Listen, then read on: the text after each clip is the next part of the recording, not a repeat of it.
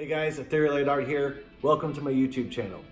If you're new to this channel and you like light painting, long exposure photography, or creativity, you're in the right place. Please subscribe and like, share with your artist friends, leave me a comment, I do appreciate them. Thanks for joining me on this journey.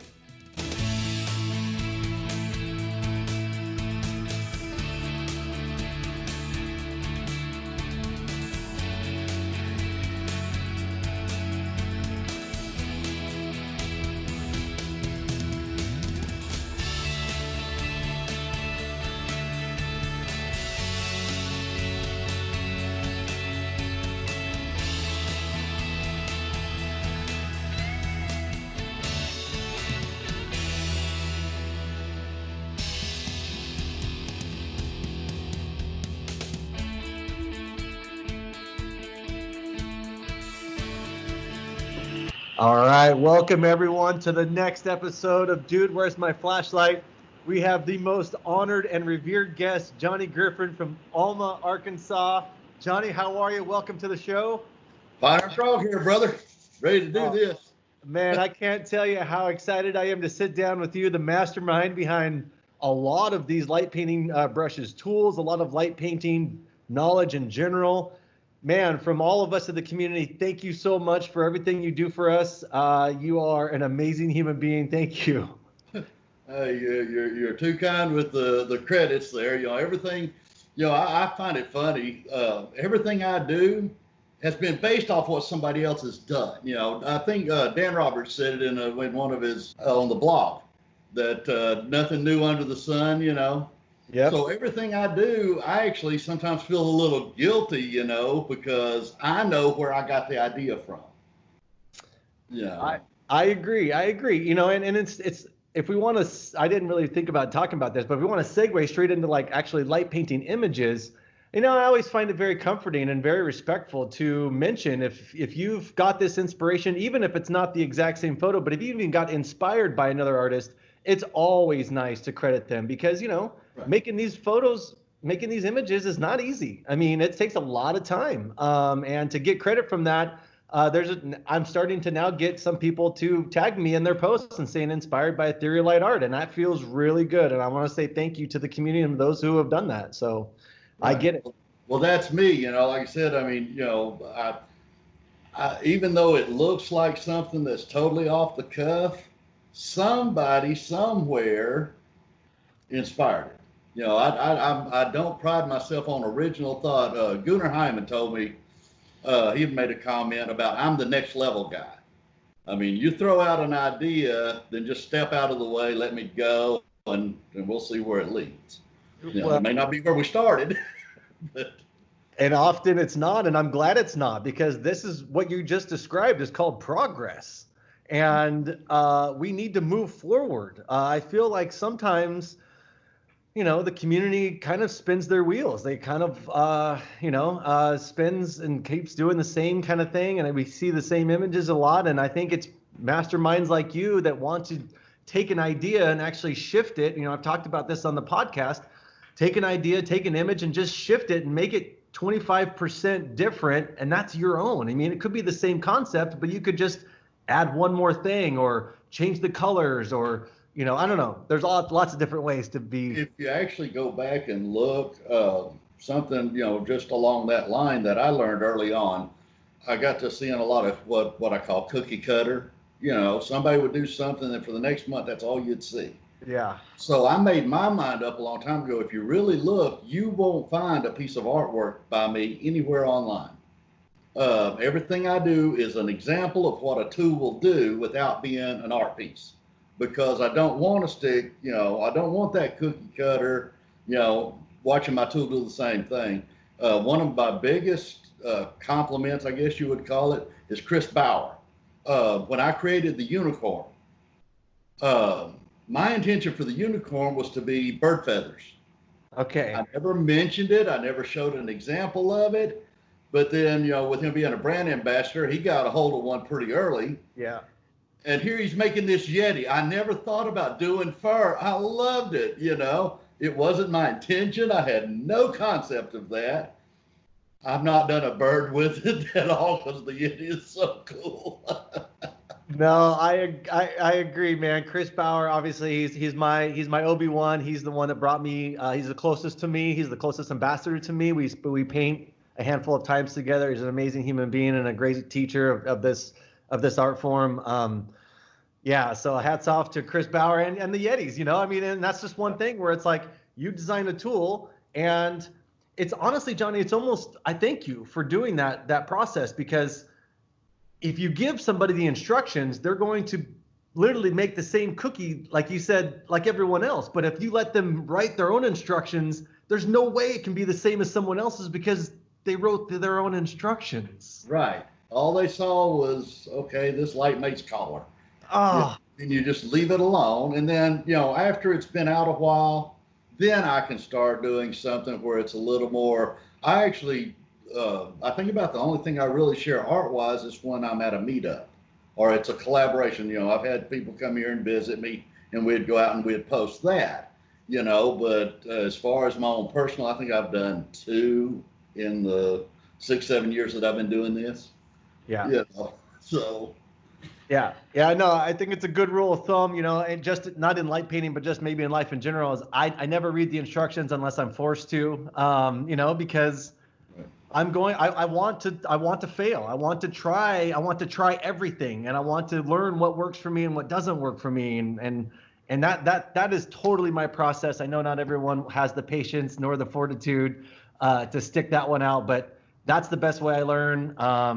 And I hope other people would take this advice as well. I mean, some of my greatest, actually, the Spyro Jib, the thing that got me known by the community, is one of my biggest failures.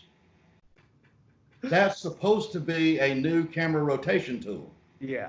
That turned into the Spyro Jib. It was actually one of Jason Page's monthly contests was kinetic photography, camera rotations. I was going to have this thing that made the camera move here, here, here, and here, and I never could counterweight the DSLR. It was just too heavy by the time I got to cranking it. Yeah. So I kind of just threw it down on the ground, and when I threw it down on the ground, one arm went out this way with that chain linked to it, and I'm like, wait a minute, that's a spirograph. Yeah. So, I mean, I didn't even enter the contest. I got so wrapped up in, making this spirograph machine, and, I was ignorant enough at the time to think, oh, I've done something original. Nobody's ever done anything like this. And I showed it to Jason Page after I got the first prototype done. And he did an article saying, drop your jaw, the world of light painting has changed. There were 5 other people popped up and showed us pictures. I think the oldest one was Elemental Light, had done one back in 2014. Okay. They had a 2x4. It was almost the same type rigging. Yeah. Mine's more of a piece of gear than what I've seen anybody else do. But there was one made out of Lego blocks. The Spyro Jib. I mean, it just, the community just kind of flooded in and said, this is great, but look, we've been doing this, and how can we tweak this? And instead of it being a rejection of my original idea, it was, here's what I learned when I did mine. Do you need to incorporate that? It was like a building, there was no raw feelings for me taking false credit for being the first, which was unintentional. Sure. It was, there was just, here, let's add this to it. Can we do this? Have you thought about using a tandem bar? And I'm like, wow, it just blew up. And that's actually how the community got to know who I was. Yeah. Yeah. Well, I mean, among other things, I mean, let's stay on the beast. You call it the beast, right? 21 gears in this thing? Oh, this new one? Yeah, the V4. The V4. Yeah, she's 3 on top, 7 on bottom, and smooth. I mean, she is so smooth. That's the hardest part about these. There's so much weight moving here. Yeah. Especially once you add a light bar. To get it to turn smooth, it took a while to get the right ratios to set to where it just didn't want to flop on you as you moved it around. But yeah, this one here, there's no gap in its patterns. Yeah. You'll see a lot of guys, they'll build them, and they're their first build, and you can see that little spot. There's one spot on every one of them where it wants to throw over on you. Yes. You can see it. And, it took me several years to work that out to where I had enough counterbalance, enough distance between my bearings to keep it from wanting to flop on me. And yeah, I'm proud of this one. This one's sweet. Well, you should be, my friend. That is quite an amazing feat. And I guess my question on engineering in general, are you thinking of the end concept and like, hey, this is the effect, or this is what I want to accomplish, and then I'm going to reverse engineer how I'm going to get there? Or do you just build something amazing and be like, we're going to use it for, I don't even know what, but you know what? We're going to start here and we're going to see where it takes us. I always have an end plan. You know, I want to do C, so I've got to get B just right, and then I'll fail at B a lot of times, and it'll end up being F and so on down the alphabet. You know, it don't end up where I intended a lot of times. Now, sometimes it does. You know, I mean, I've nailed it on the head. Like you said, that was a camera rotation tool, and I had it all right till I mounted the camera.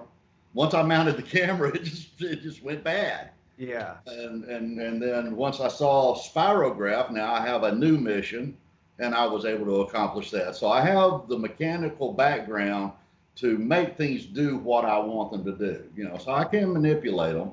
I just fail a lot, and it's good failure. Like I said, I have severe faith in failure. You know, I think that's what we have in common, and I mean, I learned 1,000 times more from my failures than I ever do from my successes. In fact, if I do have a really good success, it often comes with a short term of almost relaxation or withdrawal, and I'm celebratory of the success, and so that hunger sort of gets fed, and I always want to be that hungry mad dog, you know, like well, I was going to say 5 seconds later, you're asking yourself what's next. Yeah, no, exactly. Yeah, so it's like, okay, that one's done now. You've achieved another 20 project. Right. I love it. I love it.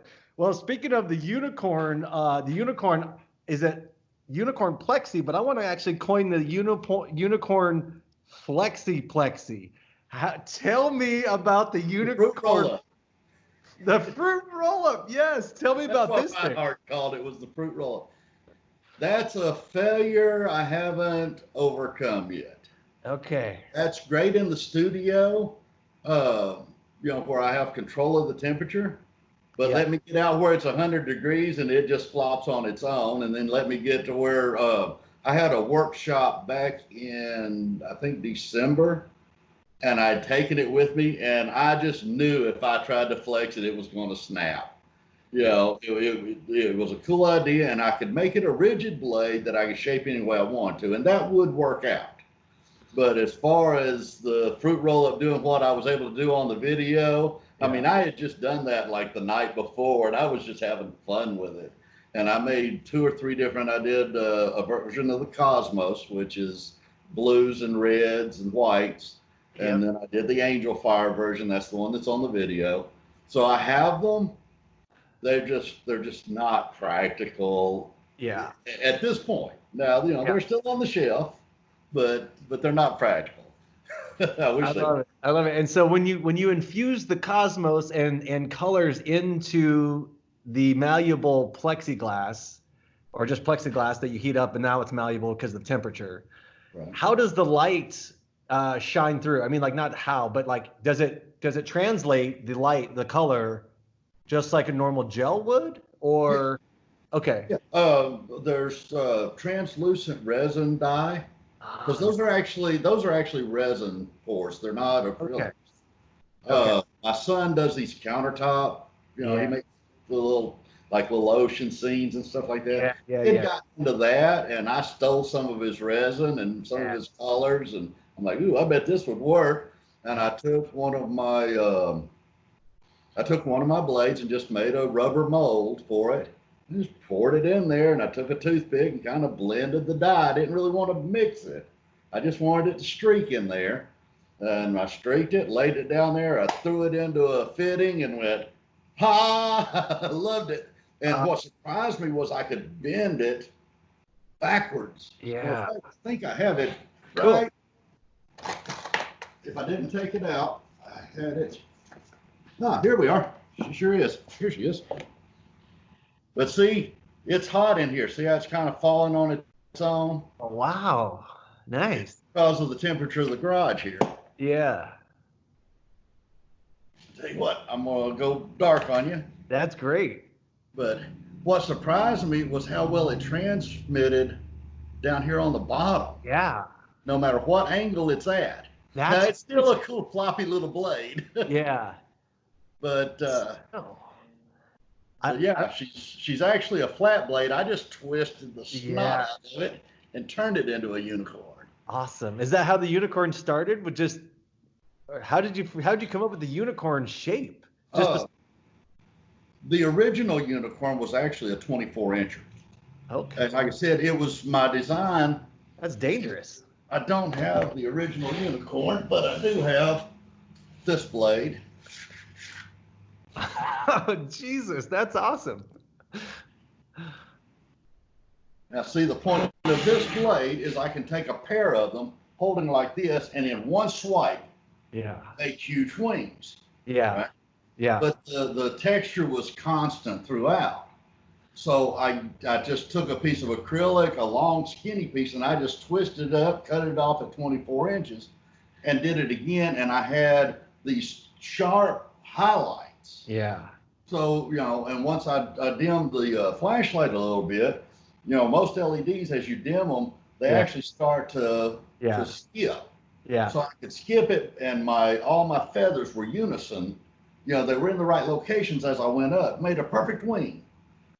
And I'm like, oh, this thing's awesome, right? And I took it to Virginia. Reinhardt did the Mid-Atlantic meet 2018. Yep. And that's where Jason Page and I first met face to face. We'd known each other for years online, and that was one of the things that I showed him. And then he put some restrictions to the unicorn. It had to be shipped inside of his shipping tubes. Okay. Which means it could only be 2 inches wide, 12 inches long. Yeah. So I had to come back home, completely reformulate to where it would still give me the effect I wanted. It just did it one roll of feathers at a time. Yeah. But it accomplished it. It did, I was able to get the twist just right, and the tapers just right. It fit inside of his deals. So I was really pleased with myself until Chris gets his hand on it and it becomes Yeti hair. It just messed my whole world up. I ain't touching it again. No. I loved it. I mean, why, how in the world would you figure? Oh, I actually have several versions. Nice. Let's see here. One more thing here. Now, little disclaimer on some of my stuff. Some of my stuff's prototype. Some of it is just for me to work with. So you might see something, or somebody might see something on here that they really want from light paint brushes that's not available product. Yeah. Sorry. That's okay. It's your proprietary information, my friend. But anyway, well, I do it for speed purposes. Yeah. Whenever I'm working on something, I need to be able to slot in and slot out, and that's why mine don't have fittings on them. It would take if I had a full blade for everything I'd done, I'd have a 55-gallon drum full of blades sitting here. But yeah, I mean, that's supposed to be hair. Yeah. Yeah. And I think in talking to Chris, he was, the light man, actually the first light painting portrait, or the first light painting image I've ever saw in my life was actually Jason Page's light man on a bench in his tutorial. And right. I believe the story behind the Yeti, behind the Squatch, is that, Chris was just doing the light man, and he had the unicorn in his hand, and he just did it. And he looked at the camera. He was like, "Oh my God, this is fine hair," and you can actually get it. The faster you work, the finer the hair it is. The slower the work, obviously the brighter it is. Yeah, crazy. See, I don't know Chris personally. I know him, online, but he just from what I gather him, he's very observant of details, just like that. Yeah. A lot of times I will do things randomly, just remembering how I done it, to look at it to see if I can come up with a happy accident. I study random movement, And Chris kind of reminds me of that if he does something with any intent at all, he's open-minded to other options. And I've seen it evolve. I've seen it evolve in your work over the past couple of years too. Thank you. You know, I've sit there and watched little nuances being picked up. You know, matter of fact, after a while, I'll show you a little treat I've got for you. I love it. I love it. And I have a special request, either on or off camera, for you that we'll talk about. Yeah. I heard, or I think I read that you are working for LED.gloves. Yes. Brand ambassador was. I don't work for any of these guys. Okay. Jared, when he first saw the spiral jib, he wanted to see what a set of his lights would look like on it. Okay. So he sent me several of them, and we struck up a friendship. I mean, the engineering in his stuff is amazing. I mean, that's just about all my big tools are his lights. Okay. You know, the Aurora, the Uber.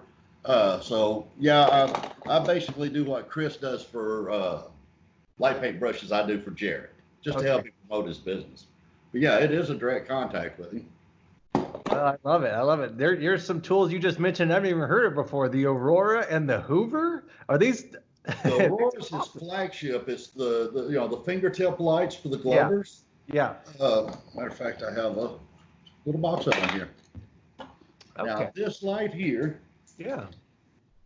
Now we are way out of any kind of sequence that I thought about earlier. Me too. Like you said, we're just here to have fun, right? That's right. This is the Aurora chip. I mean, look how big that chip is. It's fingertip size, right? Yep. Now, if you take this little $1 Walmart flashlight, pull its LED out and wire it to this. Now, this light here, the Aurora has 5 modes that you can program, and each one of them will program identically. You can put up to 8 colors in a single mode. You can do ribbons, strobes. Wow. It's got 36 color options. Okay. You know, so can you imagine having this for your light writer? I know I saw the episode with you and Irish. Y'all were talking about painting, you know, with pen lights and doing light writing. Now, so I know you kind of got into it. Yeah. And that's one of the tutorials I spoke to you earlier about, you know, a little back and forth on. Yeah. Because look at this. Oh, wow. This actually has an Uber in it. The Uber is the Aurora's big brother. Okay. It has 8 modes. Okay. You can program the video frame rate and the LED rate don't allow it to show the ribbons very well. Sure. But what I've got programmed here is I've got 8 modes programmed using the colors of the light paint brush system. Yeah. Okay. So I've got red, orange, yellow, green, blue, purple, pink, and white. Awesome. And it just rotates through these 8. Yeah. Now, as a light painter, if you're actually doing artwork, you don't want to scroll, right? So if I push the button to wait till it flashes blue on my selected color, now it turns off and on into that one color. Okay. So it's red until I turn that on. Yeah. If in a pen light, all I have to do is put it behind, you know, black it with my hand. Yeah. I can move to the next color and get it, you know, in. I'm not having to keep up with a remote control. I don't have a bunch of buttons to fight. It's just a single button. And with these flashlights, I made it the size of a big Sharpie. Yeah. So, you know, and since we're light painting out in the free air, it's about like doing a poster with one of them big Sharpies. Yep. So it's actually a good, comfortable move in this little light pen. We're good. No, this little light by itself, I've carried these for years. Yeah. And they've been my light riders. Okay. But I've also lost them in the dark. That's the only reason I did this. Dude, where's my flashlight? You got it. And I mean, when you're talking something that's smaller than your thumb. I couldn't even imagine. It's easy to lose. What I actually did, you know, the little medicine pill boxes that's got the 2 weeks worth of pills? Yes. These will fit inside of them. So Okay. what I did, since there's a set of 10, I took the doors off the N4. Well, that told me how to orient the box, and I had pre-programmed lights in Cool. every one of those troughs, so I could just pull it out, work with it, put it back in its trough. I can do it in the complete dark. Cool. Um, like I said, I mean, I'm a hardcore believer in this thing, Yeah. and for about 3 years, you're gonna make me pull out that other one just because we're on this here. The big boy. Well, I have a deal that I've never given a name. It's Oh, just okay. the prototype. That's Okay. all I've ever called it. And it's been through, 3 or 4 different evolutions to get where it's at. Okay. I think I have finally built the ultimate light painter's paintbrush. Oh, well, I can't wait to hear this. I see this. This is Let me see if I can pull some stuff down here. oh man, this is so awesome. Thank you for showing all this. This is, honestly, Johnny, almost all I do now is illustrate full scenes with my light writer. Um, it's a way for me to be original. It's a way for me to not be in the cookie cutter stigma. Right. No one can illustrate. I mean, illustrations are very, very, very, very unique because they're just illustrations. And so, yeah, that's where I'm at right now in my Dan Roberts, what really just dropped my jaw, the first time I ever met him, he was doing a workshop, and it was a beginner's workshop. Now, I kind of felt sorry for the beginners, even though they got a treat. yeah, You've got me and Dan sitting there side by side. Well, no, I mean, we kept it at their level, but they got a lot of me and Dan's back and forth in the same picture. sure, He sit there with a regular pen light, just a single white pen light. yeah, He drew freehanded a dragon yeah, that was 8 foot tall and about 12 foot long. So he's having to move and remember yeah, where he's at drawing yeah, this thing. I yes, mean, it wasn't this perfect sketch, but to have that kind of, spatial awareness, wow. I mean, that told me, that simple drawing told me everything I needed to know about his skills and his yeah, level. yeah, yeah. And he's an amazing Artist. individual all the way around. He's Totally. intellectual, he's talent, he has artistic talent, and you pair him up with Reagan, Uh, who's also a very creative artist. They're a hard couple to beat. I mean, I couldn't agree more, Johnny. When I met both of them together, it was actually actually out here in the Northwest, and I was fortunate enough to spend some time with them and get to know them. I couldn't agree more. I second everything you've said. He's a cornerstone again of this community. Great human being, dizzying intellect, and one and of my biggest headaches, Dan figured me out quickly. yeah. Dan will call me up and said, "Hey, I got a buddy says you can't draw a straight line on a piece of paper and make the two ends meet without folding it." And then he'll hang up the phone because he knows it'll drive me nuts to figure out what he meant. That's how these stupid things come to be. Oh, I love it. I love it.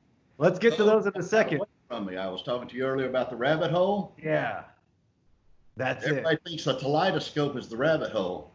It's not. We'll get into that in a minute. All right. So check this little jewel out. Oh, wow. Okay. Now Amazing. this has the Aurora chip built into it. Yeah. It also has a 3-way switch. I can activate it from here and Okay. use it like I do for my wings. Yeah. I can activate it from here, so I can use it like a regular paintbrush. I can activate it from here and use it like one of Patrick's light blades. Uh-huh. Let's get into that. Again, 36 strobe pattern possibilities, 25 color combinations I can put into it, and I have 5 different lights in one little handle. Wow. Awesome. Only thing I wished I could do is make it brighter. Okay. How many It's right in lumens? studio. Yeah, how many lumens are you pushing out of that? I haven't actually rated it, so I honestly don't know. But comparing it to some of my dimmer lights, my 50 lumen and like that, Now directly, it's pretty bright. I Yeah. don't, I bet you it's a 50 lumen straight in your face. Sure. So if I do it like that, it can be pretty bright. Yeah. So I'm guessing 50 lumen straight on, but we're diffusing it down the blade. I bet we're dropping down 30, 25 lumen, which is great inside the studio or out in the woods where there's, where you're in a blue or a black area. Yeah. Where you don't have a lot of light pollution. Yeah. But I mean, take that one. And then of course its brother. Yeah. The reason I did this one is see that how that light is lighting up in the middle? I do. When I put the blade up, that gives me a hot spot. Okay. So as I drag the blade like this, I've got this hard line with the feathers. Like I said, I'm big into bird wings. So I can take. I love it. Its version of my long blade. Yeah. I almost had to put it on a ribbon and make it white for you to be able to see it.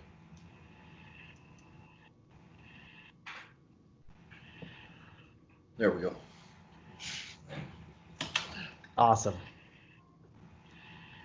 Now, ain't that just beautiful? And like I said, it's switched on from the butt end, switched on the strobe end. Amazing. Amazing. Is that not the perfect light paint brush? It is. I hate calling it that because of the LPB, but I mean, that's a paintbrush. It's even shaped like a paintbrush. Like a paintbrush. Honestly, Johnny, I wish more people would call it brushes because I think that people aren't truly painting. Like when I pick up any light painting tool, it's an extension of my hand. I'm using brush strokes. I've got into calligraphy lately. So when you write calligraphy, when you paint calligraphy, you're rolling your wrist. You're actually literally painting. I think in a previous episode with Frank, I talked about the Karate Kid and his exercises on wax on, wax off. I mean, literally, that's what I'm doing. That's how I practice. That's how I paint, and that's how you paint. I mean, you paint with your wrist. And I think that's the truest version of painting. Yeah. But I think I have a little bit of a disagreement with you. Cool. Bring it. I don't think we're painters. Okay. A painter works on a two-dimensional plane. We are sculptors. Okay. We work in full 3 dimensions. We record it to a two-dimensional plane. So it'd be no different than taking a picture of a statue. The statue is not two-dimensional. Okay. 3-dimensional. Who was it? Michelangelo said, the painting was always there, or the sculpture was always there. I just chipped away the dark parts. Yeah. That's what we did. I'm paraphrasing. Him chipping away the rough stone to show the statue. We chip away the dark. Yeah. We chip away the night. But we work in full 3-dimensional. I think if painters now in your calligraphy and stuff like that, there is light painting, but I think for the majority of us, we paint, waivers are a full 3-dimensional. When I'm doing one of my animals, I put a wing forward, I put a wing back, I put a head to the middle. I'm sculpting this bird. So, but then you go to a meetup, everybody wants to put their camera right in the center of where the artist is working. Now, if you're doing calligraphy, or if you're doing like a silhouette with a zoom pull, you need to be in that center lane. Yeah. But other than that, some of my best work is way off to the side, and I'm getting the light traveling at a 45-degree angle to me. Cool. Yeah. So I think there's so much bulked into light painting. A light writer is different than a light painter. A light painter is different than a light sculptor. It's just kind of grouped into our, I wish we had a third word for our encompassing art other than light painting. But that is what we do, Oh my God. So Johnny, one of the segments of this podcast that I had slotted for us was definitions. I know that your expertise, and I value your opinion, honestly, in the highest regard. And one of the things I wanted to talk to you about was the difference between light painting and actually light art, and how do you define the two, and are they different for you, and where are the boundaries between these definitions? And I guess the premise of this is I'd like to even actually employ your help to make an official light painting glossary of terms, because there's so many new people coming into this art form. And honestly, all they have to do is either look at for some tutorials, which LPP puts out a great series of tutorials. There's lots of good tutorials out there from many, many different YouTube channels and artists, but there isn't an actual official set of terms. And if this art form keeps growing at the rate it's growing, shouldn't there be some sort of guidelines of what you're doing and why you're doing it and how you're doing it and all of this? Shouldn't there be some sort of definition? I would think there should be, but if you look at how long photography's been around, just in the functions of a camera, there are different terms: f-stop, aperture. What are you talking about here? You're talking about the same thing. But because and I am very term literal. That's why I said, that's why, like I said, the light painting, it is what we do, but in truth, most of us work three-dimensional, so it didn't work for me. It's like a mental OCD, I guess.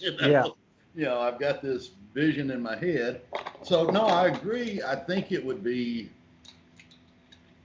I think an attempt to do so would still be very regional. I think a lot of people would argue the points. I know.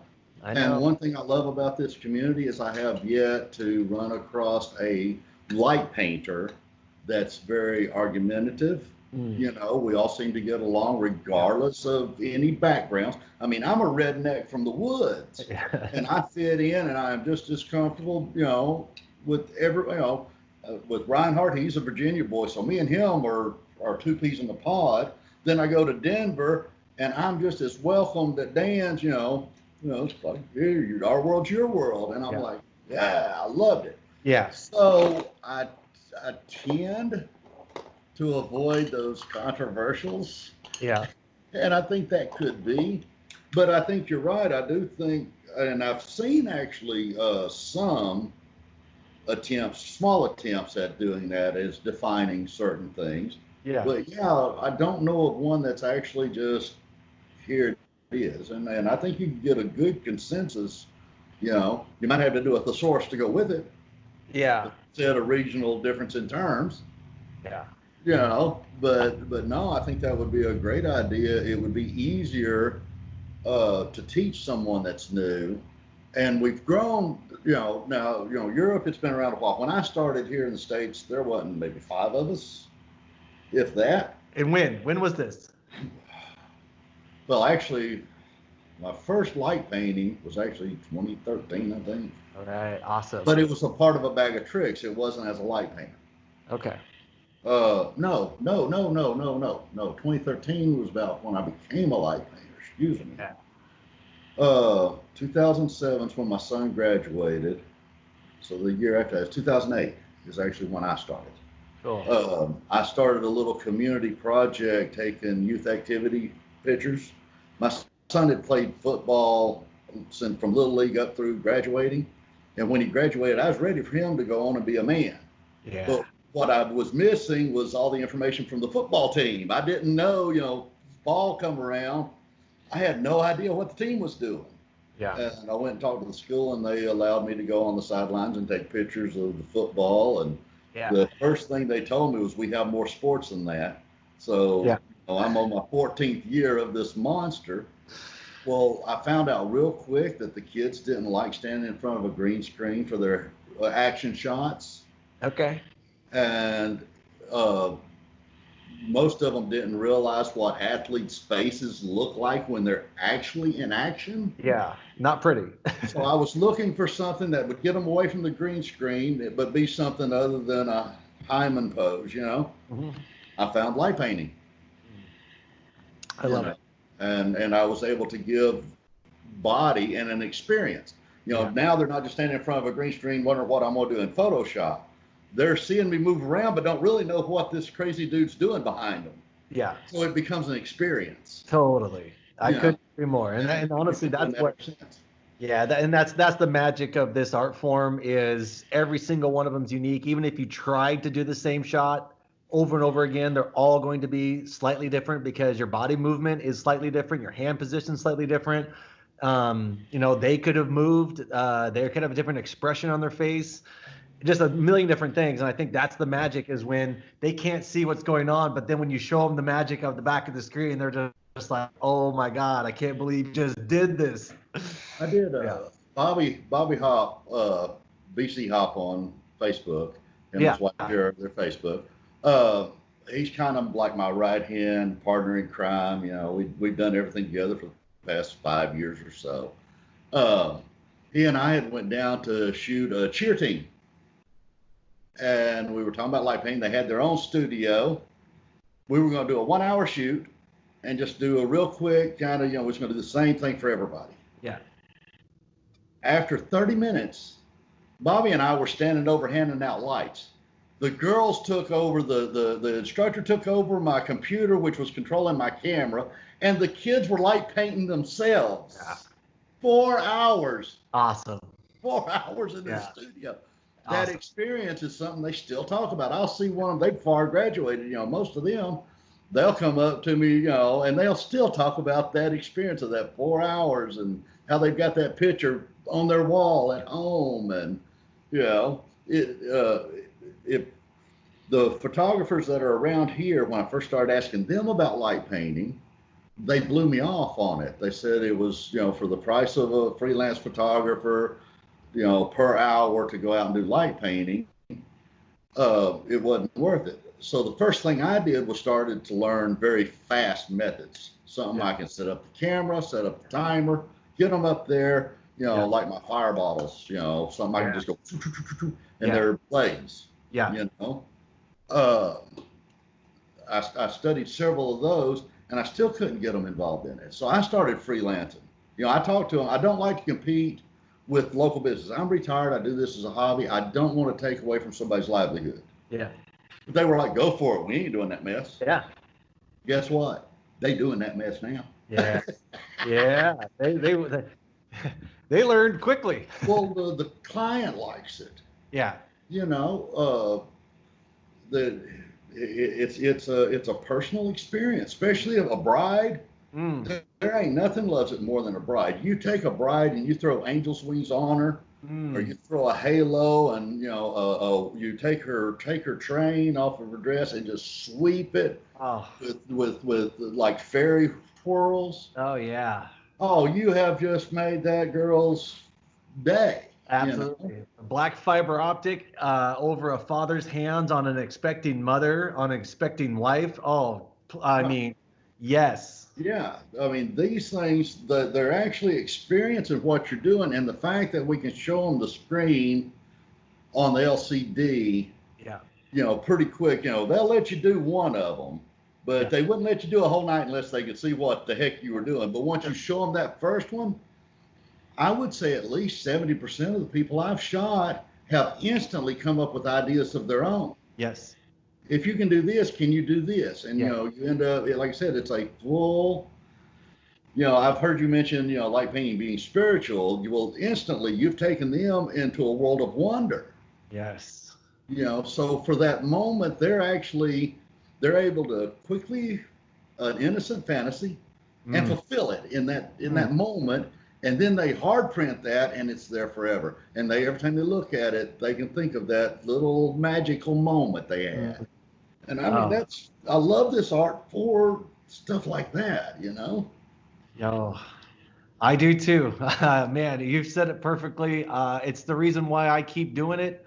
I love connecting with other people. I love seeing their I love seeing their imagination.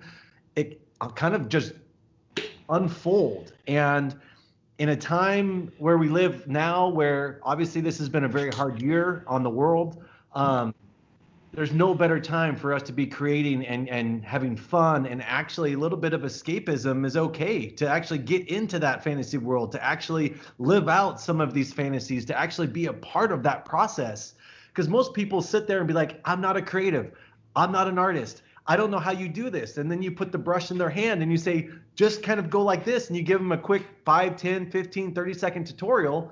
And next thing you know, they're actually off and they're just gone. They're running. They're like, I'm never going to stop. That was me. I've been running since years ago. Well, see, I didn't take off that way because, like I said, we had a small community. We didn't really have a big community here in the States. So, like I said, Europe, it was already massive. Yeah. But I had a hard time. Jason Page was the one that I found, the most readily available because he had just got the light paint brushes out. Yeah. So, and he was, Jason is a fundamentalist. Getting him to change any things like pulling teeth. When he and I first met, it's a triangle, a circle, and a square, and you do art. Yeah. And he was good at it. Yeah. And I'd be like, hey, what about? And he know what about. He wasn't having nothing to do with it. Yeah. And still, he is probably the most fundamental of any artist that I know personally. He's a very he's strict on himself. Yeah. Well, kind of like you don't like doing the post-processing at all, know. Yeah. You see the art for what it's worth, for the good or the bad. It is what you created. It is. And that's Jason, he's cut of that same type of thought. And I didn't have a passion for it enough to appreciate it, and I had a graphics background. I've done computer graphics since the early 90s. So for me, taking the lights and making it part of a photographer's bag of tricks is what I did. Yeah. It was a little later I started developing the passion for the light painting. Yeah. But I've never considered myself a very good freehand artist. Uh-huh. So I just made the tools to do what I thought my hand should be doing. Yeah. And that's where my toys come from. Yeah, I love it. I love it. Like I said, I want to build a wing. I don't want to sit here and do this. I want to go, shoop, yeah, wing, without using a graphics generator. I'm not, I like the pixel stick. It has its function. And for a client, I would use it. Yeah. But for me personally, I like the fact that I got this bloody hot, twisted it up in my hand, and I made this piece with it. I love that. Awesome. And I love even more when I see people like Chris and all the people that use this unicorn. Yeah. Every time I pop up and I can see my unicorn sitting there. Yeah. It makes my heart happy. Totally. I love it. I love it. And so a good segue here, or not a segue, but when you paint your wings, since we've talked a lot about wings this episode, you're obviously using your left and right hand. And I've stressed on previous podcasts how important it is to actually be ambidextrous, because that obviously, when you cross your body with your right hand, I'm a right-handed painter. When you cross your body, you are losing this distance, right? You're losing this distance. And so you're going to be short on this side, right? And so that's something to consider. If you were painting with your left hand, not only can you do it simultaneous, and if you follow my hands, you can actually be symmetrical because you're doing the same thing. And now it looks like the wings are symmetrical, if that's the desired effect you're going for. That's often what I'm looking for, but that's up to everyone's, unique opinion. Here's your left and right hand. Yeah. See, I've started on this one. In looking at it, it's my upper right hand. Then I swung it down, switched hands at the peak on the left, run down and did the skirt, and then danced it around the bottom. Okay. But instead of having just a single hand, there was no way to have that blade pointing up that high and come back around and be able to do the bottom skirting.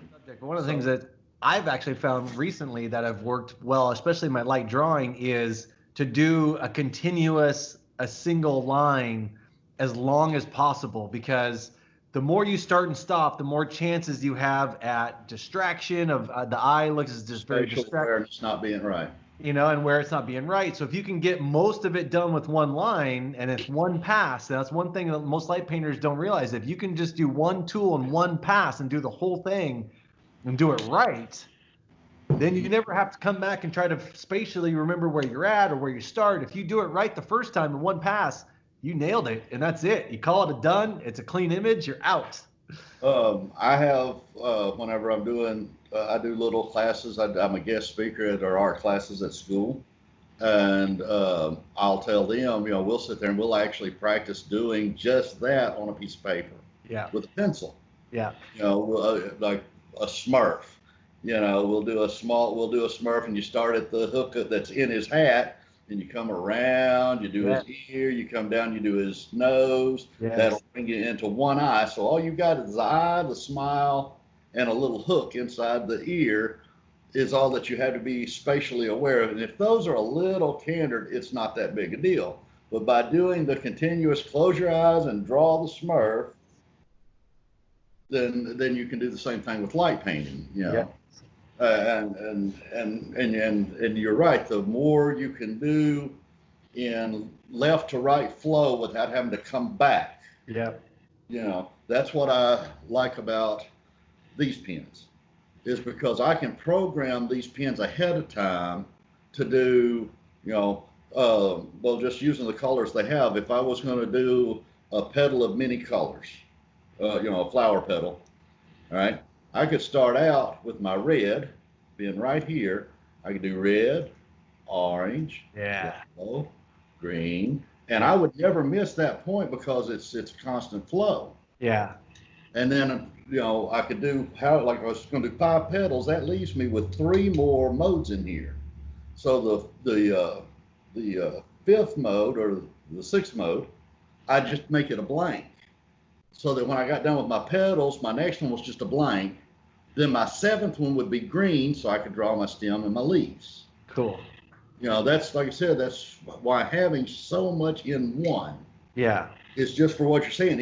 You can actually pre-program to be continuous. You draw all your reds, then the next one's a blank. Yeah. Then the next one's the second color would be mode 3. Yeah. You can drive you drive right on without ever stopping, and you have 8 slots. Yeah. To set that up in.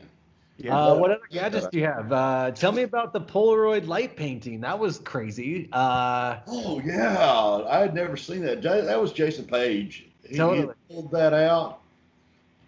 That was one of those, oh Lord, we ain't doing this nights. That was the first night, yes. Bobby and I had just drove in for 16-hour drive. We couldn't check into the hotel, so we drove around the Blue Ridge Parkway for 8 hours, met up with Paige, went to Reinhardt's, and went and shot till 3 o'clock in the morning. Yeah. Doing that night. That was the night we were actually out in Reinhardt's driveway. We had already done a few little things with tubes and stuff like that, and Paige pulls out the Polaroid. And I grabbed a couple of the kaleidoscopes, and we just, typical light painters, dummies.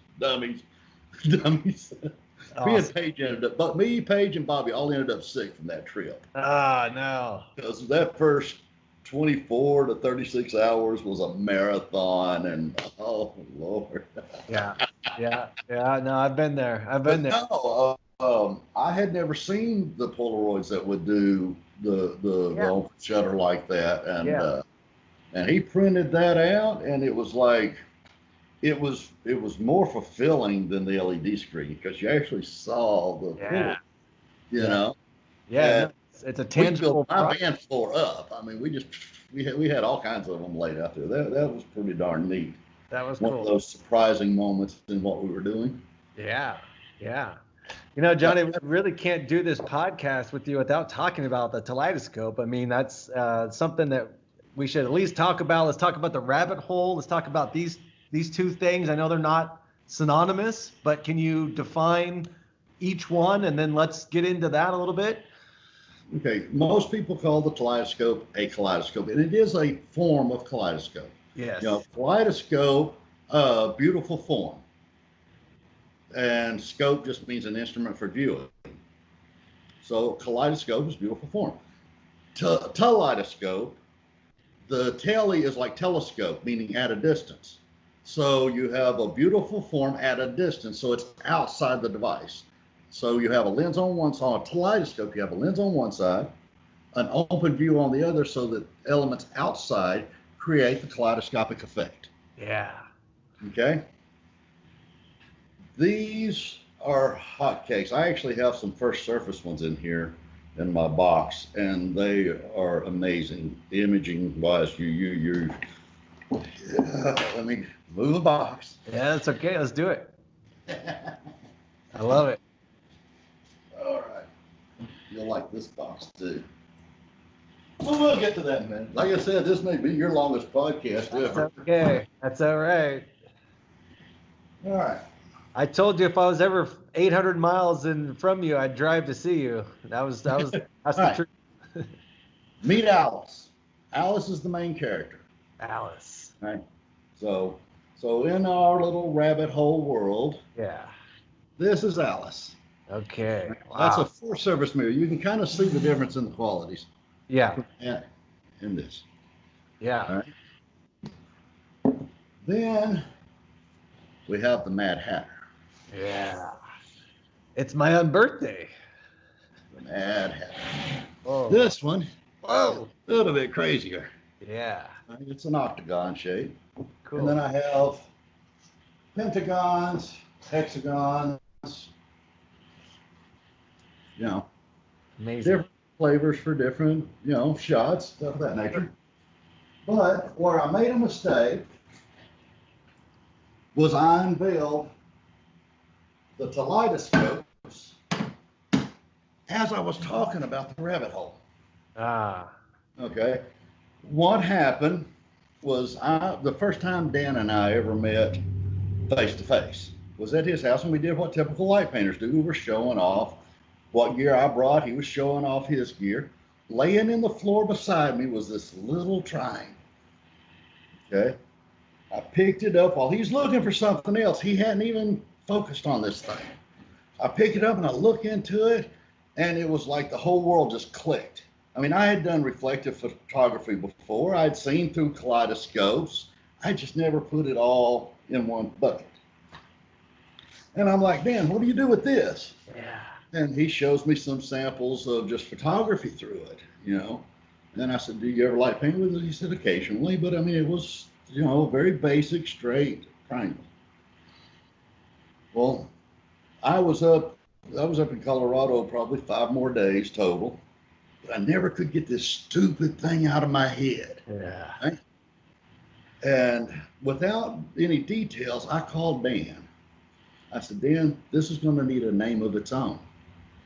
It's so much more than that little triangle you had laying there. Well, his assumption was I had built, I showed him the other polygons. Mm-hmm. So his assumption, I was going to make this big array of polygons. Or polygon. Anyway, I go to Virginia. They see the kaleidoscopes. They've heard it referenced as rabbit hole. So the kaleidoscope was a reinvented wheel. It's now the rabbit hole. Yeah. It was never the rabbit hole. Ah. What I couldn't figure out how to express, I still don't really know. I don't know how to really get this method. It's actually a method of approaching a shot. When you go out to light paint, you have a set method that you're going to go. If you know where you're going and what the light conditions are, you kind of have an idea. You may not know what you're going to shoot, Mm-hmm. but you have this method that's ingrained for a condition, right? Well, what I saw when I looked through this was not reflective photography. It wasn't a kaleidoscope. What I saw was Paula Test's 2014 Portal. Yeah. Same shape, same size. Yeah. Commonality. You have a clear center of view with an obstructed or modified field of view. Yeah. And when that clicked into my head, I started approaching shots differently. Yeah. I didn't take a kaleidoscope to go shoot a calligraphy shot. Yeah. I laid out a separate two separate shots in one shot, and by separating them in my head, I was able to do some pretty wild connections. Now the shots were still fluent. Matter of fact, I've got one of my favorite shots. We'll have jump back on our screen share there for a second. Let's do it. Let's do it. All right.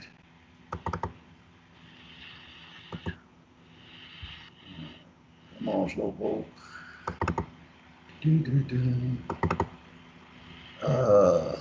Circus.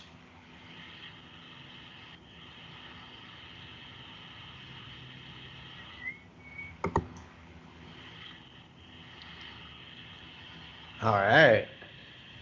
Yeah, now that's a Lady Indiana Jones if I've ever seen one. But if you'll notice, the shot, I use the rule of thirds in both the clear center of view, yeah, where I've actually got her in the lower right third with the flame kind of centered out. And then in my reflections, look at where the flame is below the torch. See, that's an intentional maneuver. I have another one here. Yeah, right here.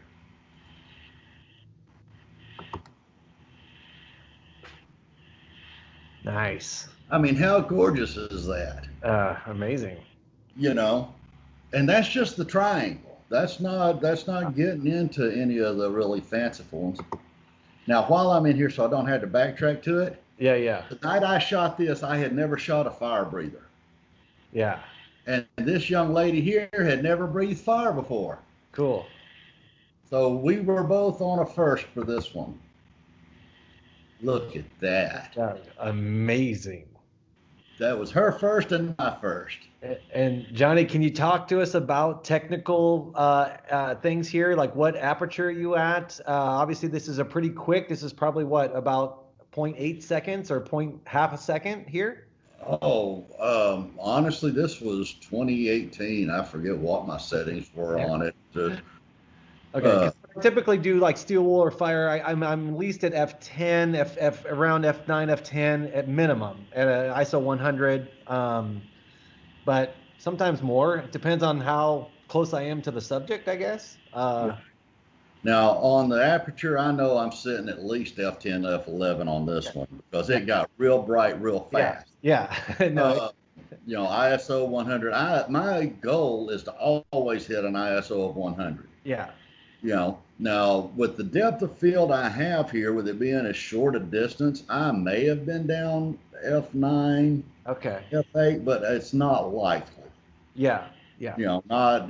I mean, it's possible if you look at the flame and the texture in the heart of that flame, that shutter is ungodly fast. So I may have very well been down, and then I may have been shooting this at like 1/250.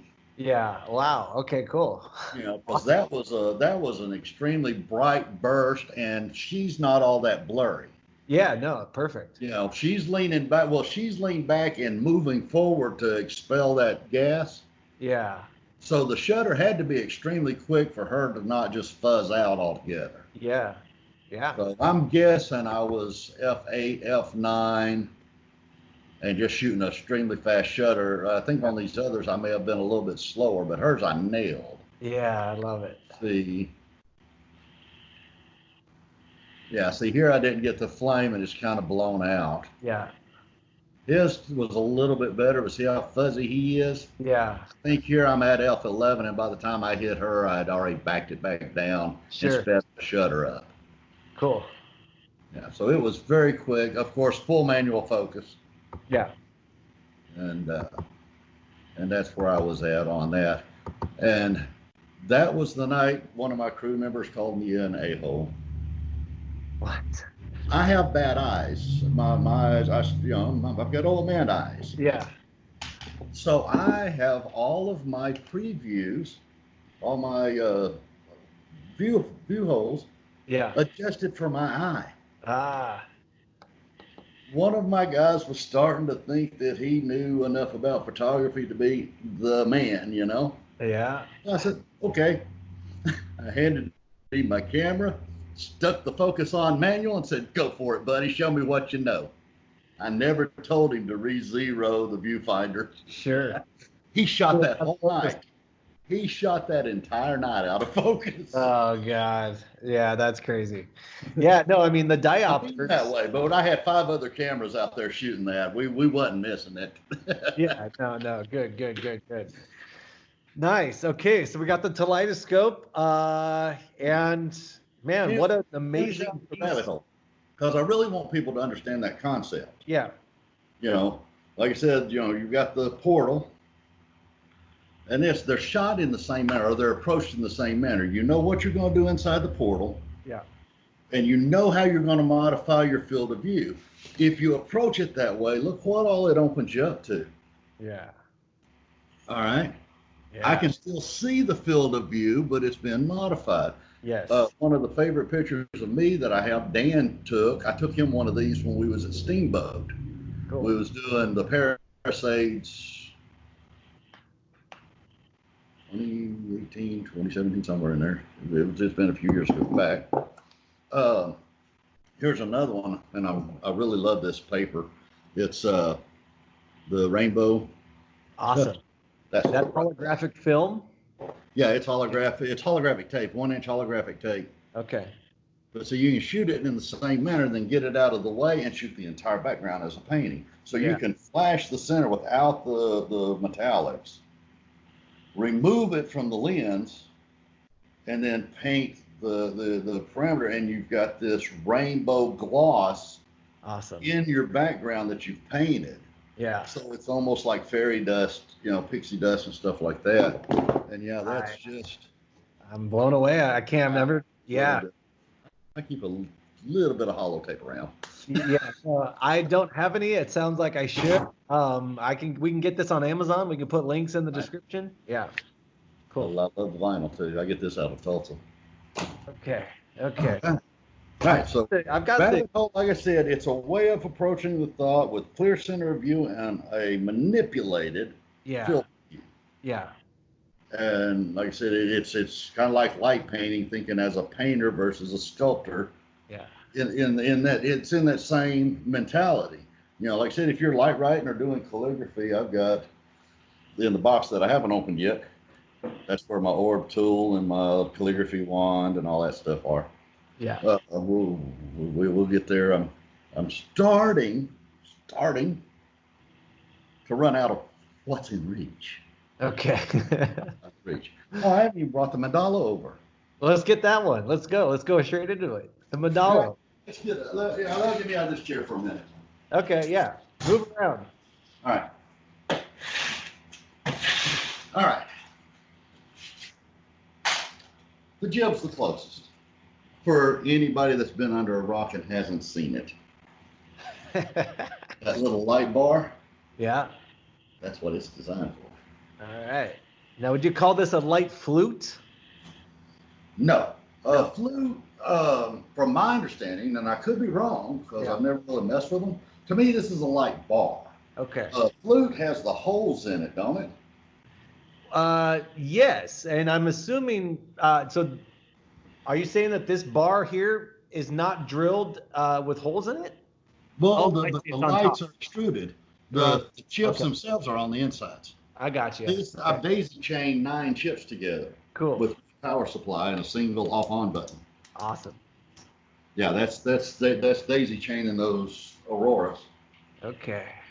Yeah, I've got this set.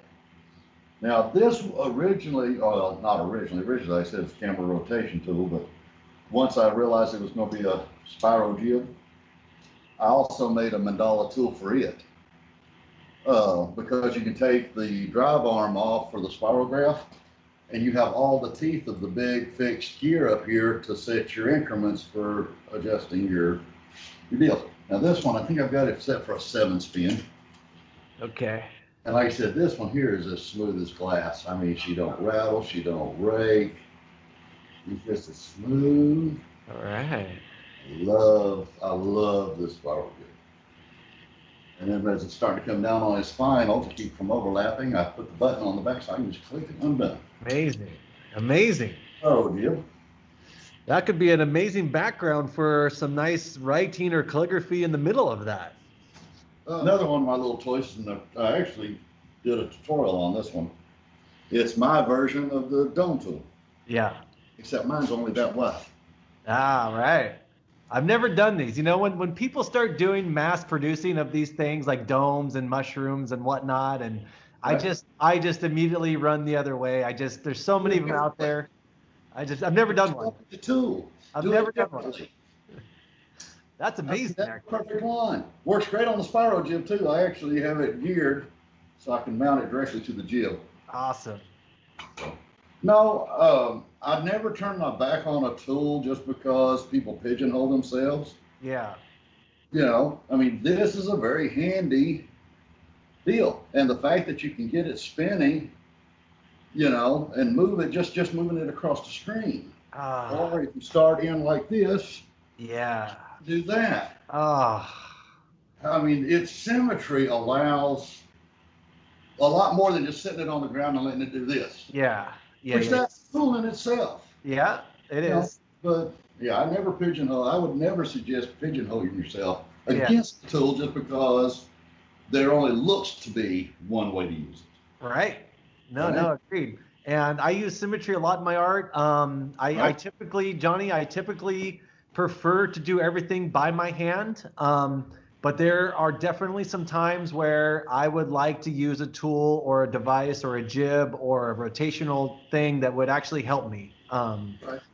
Uh, like I said, I'm not that great of a freehand artist.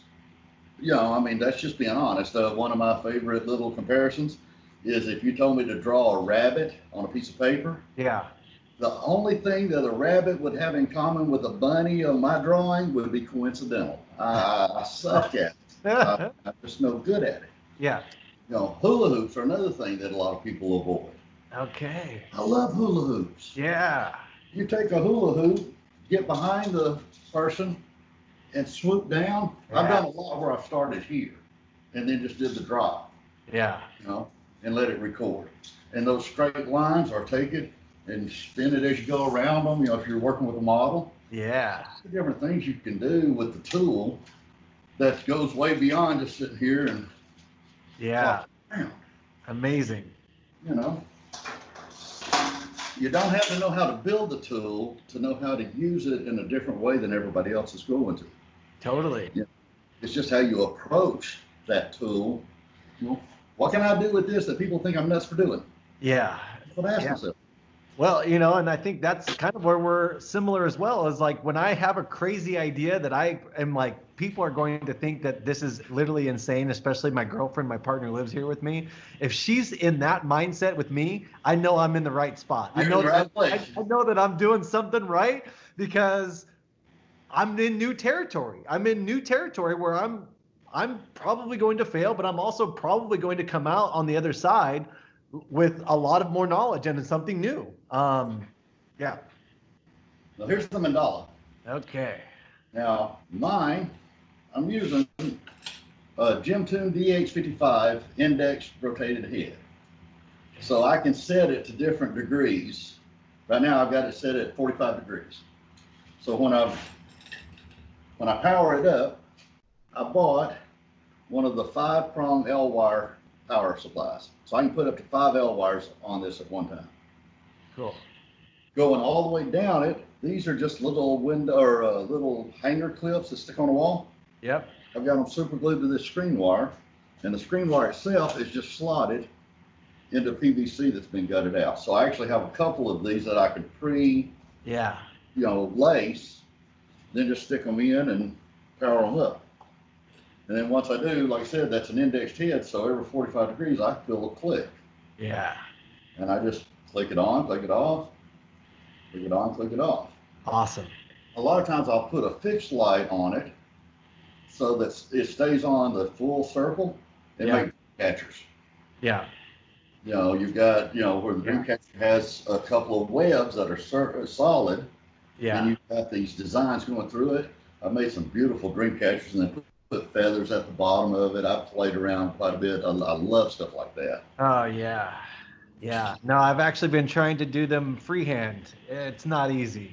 Well, this gives me, like I said, even if you just use it as a circle, Yeah. you want part of it to be that fixed deal. Yeah. And because the way the light works or the way the sensor's working on the camera, at every one of its stops, it overexposes, it blows it out. Yeah. So you got Yeah. the colored light and then the hot spot, a colored light and a Yeah. hot spot. Yeah. So it really gives it that weave together effect. I love Yeah. it. Yeah. Awesome. Never leave home without it. Ah. There ain't nothing in it. But I don't know if Dan told you about our little adventure in Steamboat. No, tell me. Let's go on to story time.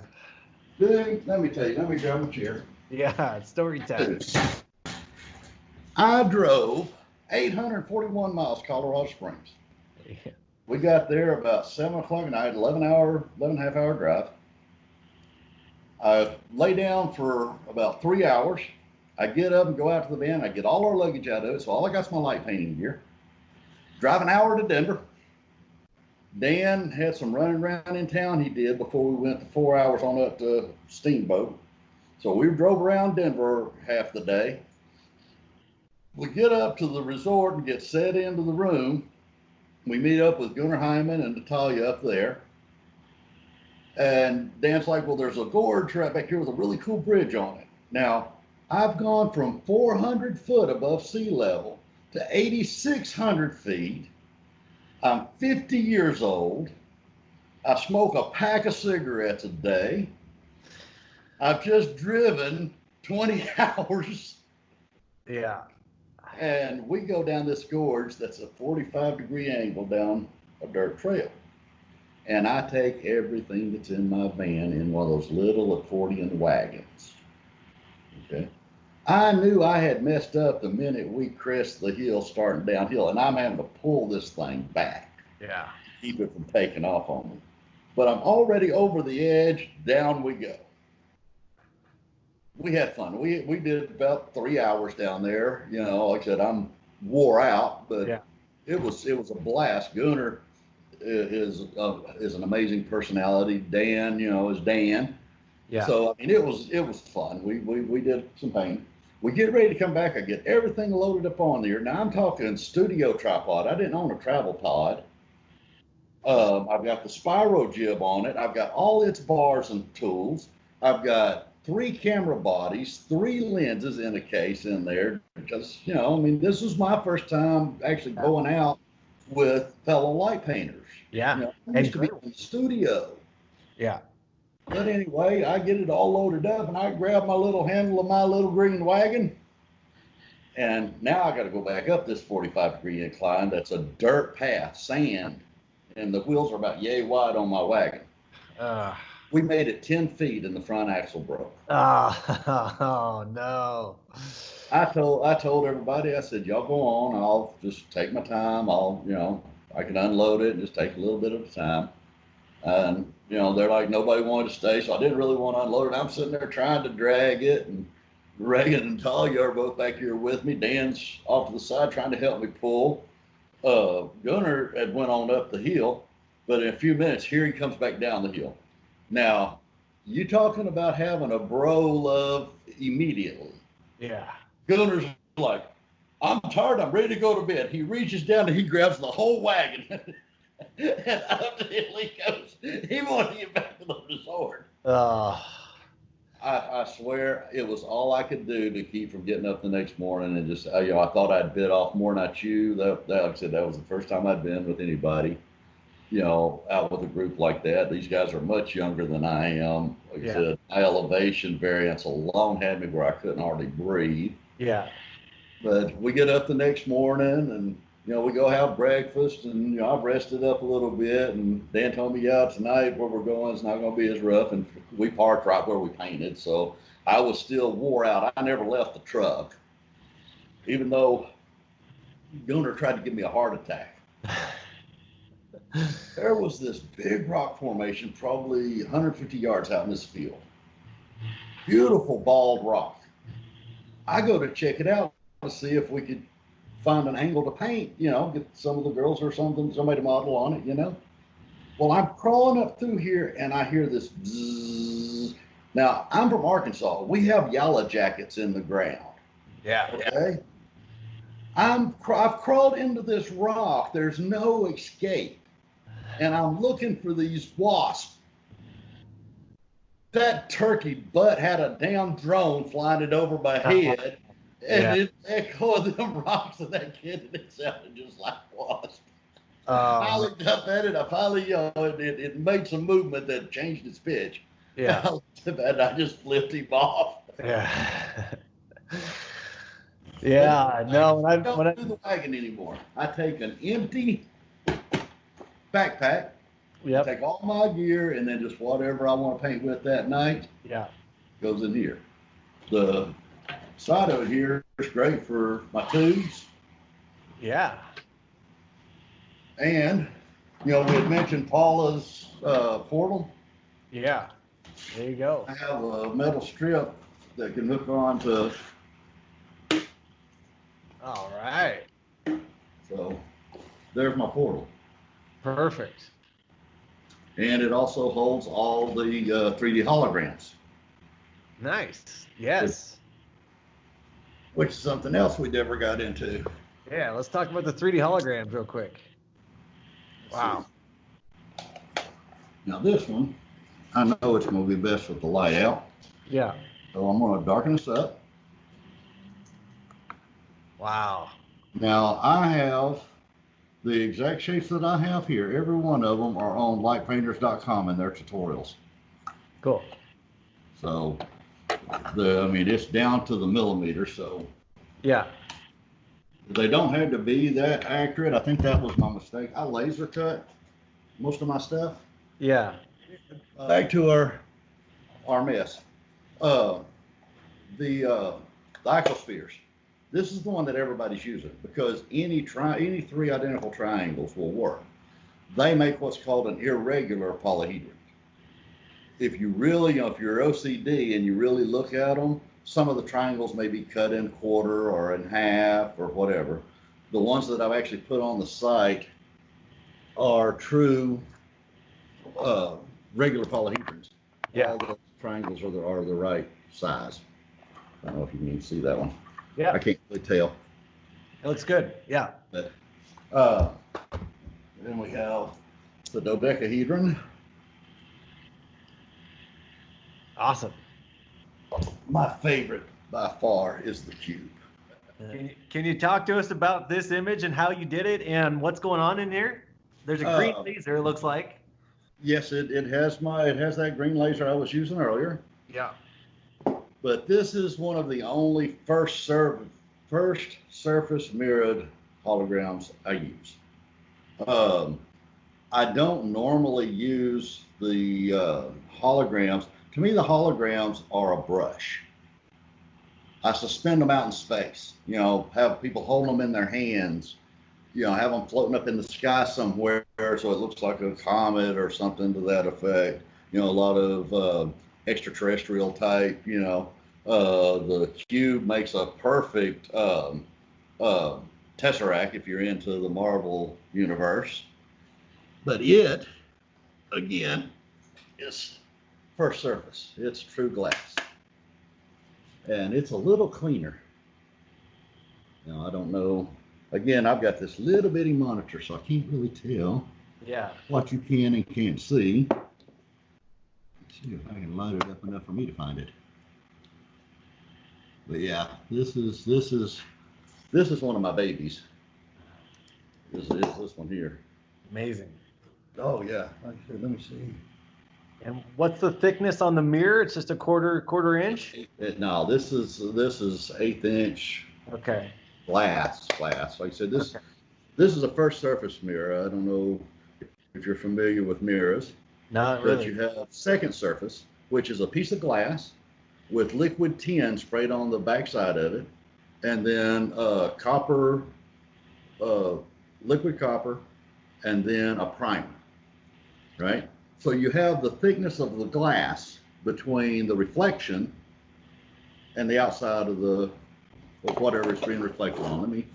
If I take this pencil and I touch that mirror, can you see that there's a gap between the point and the mirror itself? I can't really tell if I've got my angle right. Yeah, it looks like there's a But gap. the thickness of the glass, the reflection is back here. Okay, Right? right. Right. Now, first surface, the liquid tin is sprayed on the top. Okay. It's easier to scratch it, but the image reflection, I mean, there's zero distortion in its reflective abilities because unlike the other one, the pencil point touches the pencil point. Yeah. Yeah. Okay. So you don't have, even with real glass, there's minuscule little amounts of distortion, where there's imperfections in the glass. In the acrylics, more so, because they're actually made of plastic. Yeah. Let me stick this thing back up here on the shelf. But the thing about using the holograms as a brush, I'm not looking for its reflective abilities. Yeah. It's a reflective quality. As a matter of fact, some of the smudging, some of the noise adds to the lines that it's making. It may make it flare a little bit or blur a little bit. Yeah. So if I've just got this polyhedron suspended in the air out there with little flares flying off of it, if it's got hot spots in irregular places, it actually looks beautiful. Yeah. So you don't have to worry about laser cutting it and getting it dead money and all perfect. I'm typical redneck. I know fractions. Yeah. I don't know the metric system. I didn't know how tight a millimeter was. But my software did. Yeah. And when I laid these out to be perfect polyhedrons, it did it down to the 10th of a millimeter.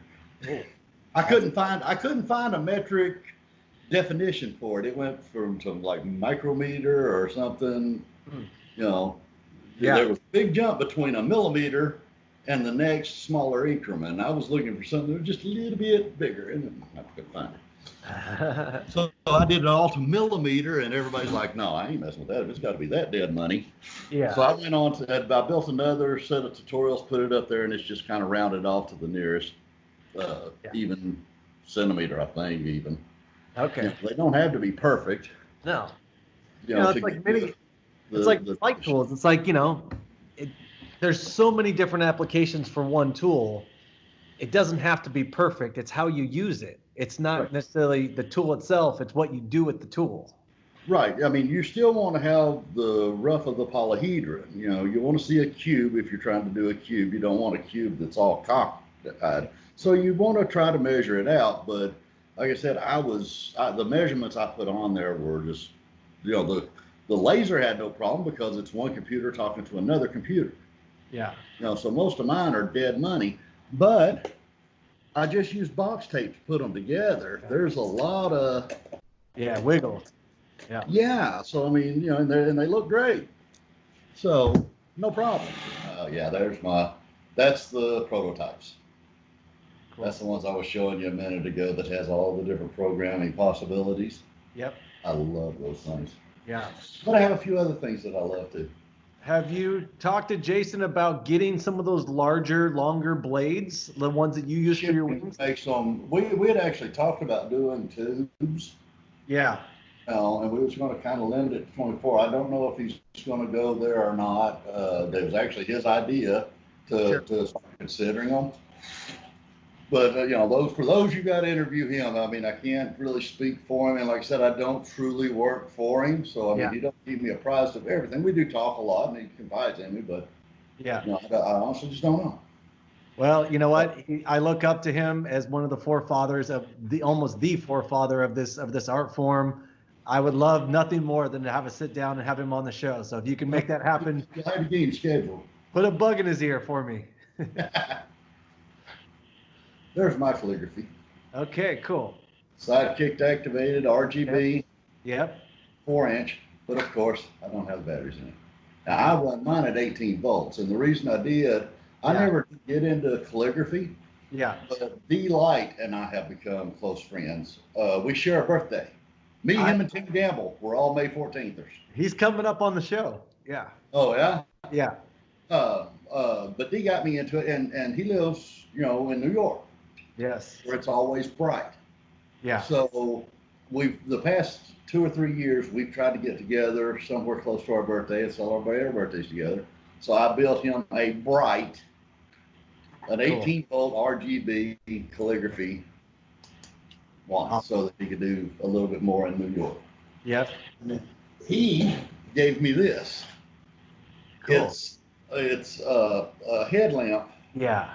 You know, but it's one of the best little quick riders I've ever had. You know. Nice. I mean, for doing either, it's real quick snaps for doing your starburst. Yep. But inside the calligraphy, a lot of times, we'll do the little S curls or side strikes. Yeah. I mean, I'm nowhere near the calligrapher he is. Yeah. But I have been practicing. I'm waiting on return. COVID knocked us out of it this year. Yeah. Anyway, I've got that little trick. Awesome. I've got old blue. Oh yeah, that thing. That looks like a lightsaber. This is that blue laser you see them popping balloons with. That looks like Anakin Skywalker's old lightsaber. This thing's ridiculous. I've got the batteries in here, but if I pointed it in at that, That's okay. That's okay. Now, the next one. Look at this picture. Oh yeah, that's Jeff Decker. I think Decker's his last name. Jeff. We were up at the Palisades. That's what I'm saying. I mean, it ain't nothing for you to see me looking like the elf. I think of that like a space odyssey. Yeah. Like I'm outside the spaceship smoking my cigarette, the old grudge mechanic. I love that shot. I do too. This one speaks to me. Denis has his orb tool. Yeah. I had never put one in my hand. I'd just seen pictures of it. So I made one that I thought resembled his. And then Margaret Phillips paid me a visit one day, and she had one of his orb tools. This is junk. His, man, I didn't know the quality that he was putting. Yeah. That, I mean, like I said, this is junk. Yeah. Well, it works, and that's all that matters. It works, but I've still failed to do so. The only thing I saw on his, and this is before I had it in my hand, mind you, that I didn't care for was his dimmer switch, being a knob on the top. So I put a sidekick. Yeah. But like I said, after using his, and actually his is thinner than this, it's rounder, it fits better in your hand. Yeah. The top knob actually works well. And I mean, quality of build, Denis did an amazing job on that. I mean, when it comes to, there's very few tools that I get my hands on I don't need to modify. Yeah. The one was the universal connector. Yeah. I have found no way to improve it. Yeah. Now blades, I can go nuts making blades. Yeah. But that system, amazing. I feel no desire to even try. Yeah. To me, it's perfect. And Denis's orb tool, for an orb tool, to me was the same way. I mean, once I had it in my hand, there was no need to modify. I did, however, I love it. You may not love me for this. Make a different version of it. Okay. And again, this was all before I'd ever put one of them in my hand. Yeah. I'm telling you, his are better. Period. Yeah. Yeah. There's not a lot of things he doesn't do at top quality. He puts out top quality in everything he does. Right. Well, again, sidekick button, but a 1 inch longer body. Okay. I went on Amazon and ordered some rechargeable 12-volt batteries. Yeah. Instead of the 9-volt. Yeah. And the reason I wanted to do the 12-volt is for automotive lights. Okay. Right. The 9-volt will turn it pure white, where it takes 12 volts to activate its deal. So it had nothing to do with the quality of the build. Like I said, I in no way want to insinuate that. Mine are junk. But nice. RGB, I can spin RGB and it works the same remote that all the other RGBs work off of. And one other thing, and I'm hoping Dennis sticks it with it and watches this for as long as we've been running. He will. He's a fan of the show. I made an adapter. Awesome. So now my ore tool. Oh, perfect. Yeah. Nice. Perfect. Yeah. I love this little thing. Yeah. I can still spin it just like, but now I can actually write with it. Yeah. And got it all right there at my fingertips. And with his balls, and,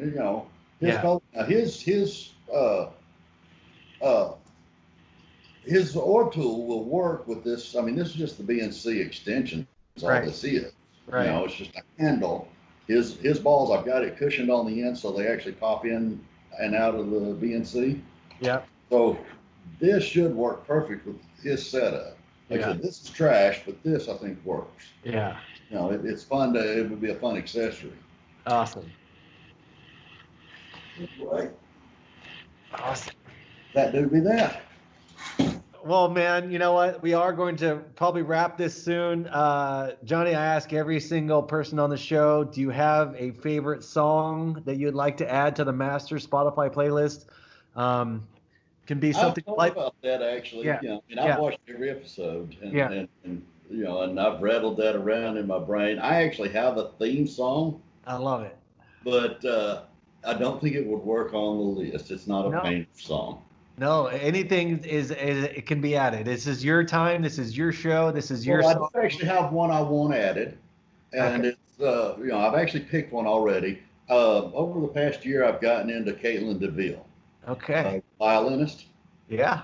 She does a cover of Clean Bandit's Rockabye. All right. And it is, I love that tune. Like I said, I like the song itself. The song itself, the lyrics don't apply to me, but when Caitlin gets it on that violin, it's out of the park. All right. So that's my Spotify add-on. I love it. My theme song is 110 Soldier. 110 Soldier. Okay. I've always been able to what's the word for it? I understand that character. Yeah. I've never been a flow person. Life has been chaos, but I love being around people that have the flow and can live. I'm just the one that's watching everybody else while they have their flow. Yeah. And so I've always associated really well with that character. Oh. And my call sign when I was in the military was Billy Jack. Billy Jack. And was already covered. Well, it wasn't Billy Jack because I like Billy Jack. It was Billy Jack because Tin Man was already taken. Yeah. And my guy said I didn't have a heart. So whenever they were talking about Tin Man, I said, well, I can be the 110 Soldier then. Yeah. And somebody else knew who Billy Jack was and said, that's it, Billy Jack. So I've been Billy Jack for the past 35, 40 years. Well, General Sir, I would love to give you a Purple Heart for this light painting podcast edition. Everything you've done for this community, from the bottom of my heart, and everyone else, thank you so much. I can't wait for us to get together at some point in this journey and make some art. There's no way that's not going to happen. Eventually, I was hoping it would actually happen in September. Yeah.